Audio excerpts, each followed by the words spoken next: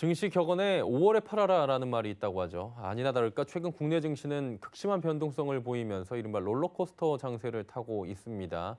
5월 정말 주식시장을 잠시 떠나야 하는 건지 5월 증시 전망 전략까지 살펴보도록 하겠습니다. 증권부의 김혜영 기자 연결돼 있습니다. 나와 있습니까? 네, 증권부 김혜영입니다. 예, 오늘 격언대로 첫날부터 공매도의 영향도 있겠지만 주식시장이 요동을 쳤는데 오늘 시장 상황부터 먼저 전해주시죠. 네, 5월의 첫 거래일인 오늘 코스피 지수는 상승과 하락을 오가며 롤러코스터 장세를 보였습니다. 이날 코스피 지수는 전거래일 대비 0.66% 하락한 3,127선에 마감했습니다.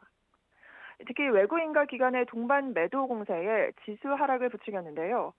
코스닥 지수의 낙폭은 더 깊었습니다. 982선에 출발한 코스닥 지수는 2.2% 급락하면서 961선에 장을 마쳤습니다. 개인이 사자세에 나섰지만 외국인과 기관의 매도를 막기에는 역부족이었습니다. 특히 오늘 공매도가 재개가 됐죠. 이에 따라 바이오 종목을 중심으로 매물이 출혈되는 경향을 보였습니다. 특히 코스닥의 대차장고 상위에 이름을 올린 종목들의 급락세가 강했는데요. 셀트리온 헬스케어와 HLB, 시젠, 셀트리온 제약, 알테오젠 등 바이오주가 급락했습니다. 예, 오늘 어느 정도 예측은 됐는데 변동성이 굉장히 커지는 상황입니다. 방향성 잡기 어렵고요. 그러다 보니까 5월에 팔아라라는 얘기가 다시금 생각이 날 수밖에 없는 시점이 된 것 같아요. 5월 증시 전망은 그러다 보니까 어떻습니까? 네, 최근에 국내 증시의 변동성이 상당합니다. 지수가 온탕과 냉탕으로 가며 투자자들의 진땀을 흘리게 하고 있는데요. 특히나 5월에 팔아라 이런 격언 한 번쯤 들어보셨을 텐데 이런 격언이 개인 투자자들의 불안감을 더 부추기고 있습니다. 통상 국내 증시를 비롯해서 대다수의 국가가 5월에서 9월의 수익률이 1월에서 4월의 수익률과 비교해 낮은 탓에 생긴 격언인데요. 그러나 증권가는 올해는 다르다라고 전망하고 있습니다. 오히려 5월에 담아라라고 조언하고 있는데요. 실적과 경기 회복 기대감, 수출 호조세 등이 지속적으로 이어지면서 5월에도 상승 여력은 충분하다는 분석입니다. 5월에 매수하자는 쪽이고요. 네, 그 증시 격언이 세리메이 이런 얘기가 있지만은 올해 같은 경우는 지금 경기 회복세가 더 중요하기 때문에 5월에 그게 불편한 이슈는 없을 거다라고 생각하고 있습니다. 예, 그럼에도 불구하고 오늘 시장 참여자분들께서는 공매도에 대한 회자를 많이 하실 것 같아요. 우려 기대가 공존했지만 오늘은 내렸습니다. 증시에 어떤 영향을 미칠 것으로 보입니까? 네, 이번 주 가장 큰 이벤트는 단연 공매도입니다. 오늘부터 공매도가 시작이 됐는데 1년 2개월 만이죠. 코스피 200과 코스닥 150 종목에 한해 부분 재개가 됐습니다. 우선 시총이 크고 유동성이 풍부한 종목 위주로 공매도를 열어준 겁니다.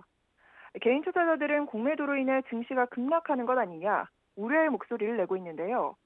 코스피 200의 종목 수는 코스피 전체의 약 22% 정도에 불과하지만 이를 시가총액으로 따져보면 전체의 88%를 차지합니다. 코스닥 150 역시 주식 수는 10%에 불과한데 전체 시총의 50%에 이릅니다. 이 때문에 공매도가 기본적으로 또 매도를 하는 행위인지라 단기적 수급 부담 요인이 있을 수 있다라는 이야기가 있고요. 실제로 오늘 코스닥 시장에서 바이오 종목을 중심으로 급락세가 조금 연출되기도 했습니다. 그러나 증권가에서는 지수 영향은 제한적일 것이라며 오히려 낙관적인 분석을 내놓고 있습니다. 코스피의 경우 공매도 가능 종목의 이익 모멘텀이 강하기 때문에 단기간에 매도 압력에 노출되지 않을 것이라는 의견이고요. 다만 지수보다는 업종별 영향을 체크해야 하고 대차장고 비율이 높은 종목은 경계해야 한다고 조언하고 있습니다. 특히 다양한 성격의 외국인의 자금이 유입될 것으로 점쳐지면서 오히려 수급적인 환경은 긍정적으로 마련될 것이란 의견이 상당히 많습니다. 오히려 공매도 재개라는 부분들이 외국인 수급에 조금 긍정적일 수 있다라고 보고 있고 워낙 지표나 이런 수출이나 이런 경기, 그다음에 실적 이런 부분들이 다 양호할 거라고 보고 있기 때문에 이 자체가 어떤 지수의 방향이나 이런 거를 이렇게 추세를 훼손할 이런 이슈는 아니지 않겠냐라는 정도의 톤으로 보시면 될 것 같아요.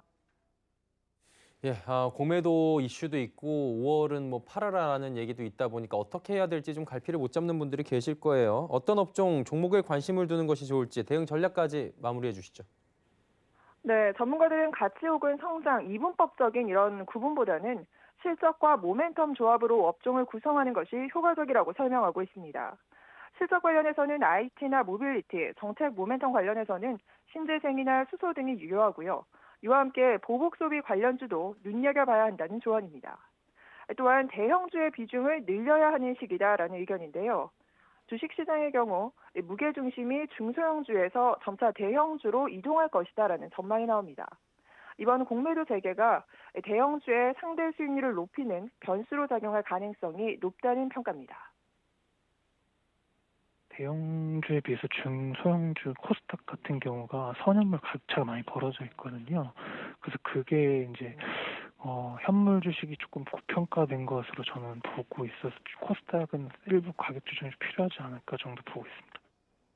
펀더멘털 측면에서는 굉장히 양호한 건 사실이지만은 또 밸류에이션 부담도 높아진 상황이어서 이게 대응하기가 좀 맞지 않아서 오히려 실적이 그래도 꾸준히 잘 나오는 중심으로 좀 접근해야 되는 게 아닌가라고 보고 있어요. 네, 공매도가 재개된 시점이기도 하고요. 또 5월 새롭게 개장을 했는데요. 5월 전망까지 들어봤습니다. 증권부의 김혜영 기자였습니다. 고생하셨습니다.